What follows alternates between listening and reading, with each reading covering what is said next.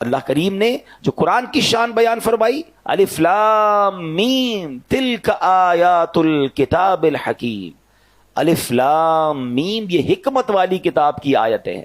یعنی قرآن کریم کی پہلی شان تو یہ ہے کہ ہر لفظ حکمت بھرا ہے، ہر لفظ میں خزانے ہیں. اور آگے ارشاد فرمایا ہدن یعنی ہدایت. دوسری شان یہ ہے کہ قرآن کریم صرف کتاب حکمت نہیں بلکہ کتاب ہدایت بھی ہے. قرآن کریم کی تلاوت کرے چاہے سمجھ کر کرتا ہو یا بغیر سمجھ کے کرے، عربی ہو یا عجمی ہو، عالم ہو یا بے پڑھا ہو، بس قرآن کریم کھولے، ادب کے ساتھ اس کے الفاظ مبارک اپنی زبان سے ادا کرتا جائے، اس کے ان الفاظ کی بھی تاثیر یہ ہے کہ وہ دل میں ہدایتیں اتار دیتا ہے.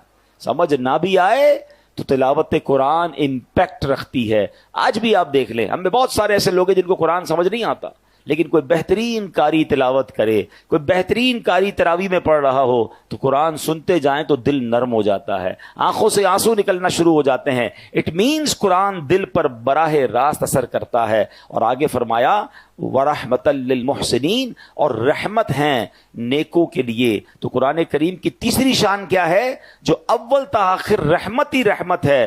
دنیا کی کوئی ایسی کتاب نہیں جس کے ایک ایک حرف کو تلاوت کرنے پر 10 نیکیاں ملتی ہوں. یہ صرف قرآن پاک کی شان ہے. بندہ جب قرآن پاک کو کھول بیٹھتا ہے نا، صرف قرآن کو دیکھنا شروع کرتا ہے، پڑھنا شروع کرتا ہے، چھما چھم رحمتیں برسنا شروع ہو جاتی ہیں اور نیکیوں کا ذخیرہ جو ہے وہ بڑھتا چلا جاتا ہے. اب پیارے اسلامی بھائیوں، اب یہاں ہمیں بہت اہم بات قرآن سے جو میسج لینا ہے. آج ہم میں سے بہت سارے لوگ کچھ نہ کچھ پڑھ رہے ہوتے ہیں، کچھ کتاب سے پڑھ رہے ہوتے ہیں، کچھ فیس بک پہ پڑھ رہے ہوتے ہیں، کوئی یوٹیوب پہ دیکھ رہے ہوتے ہیں، کچھ سوشل میڈیا پوسٹیں ہماری نظروں سے آ رہی ہوتی ہیں، گھنٹوں ہمارا کچھ نہ کچھ ہماری آنکھوں کے سامنے سے گزرتا ہے، لوگ پڑھ رہے ہوتے ہیں.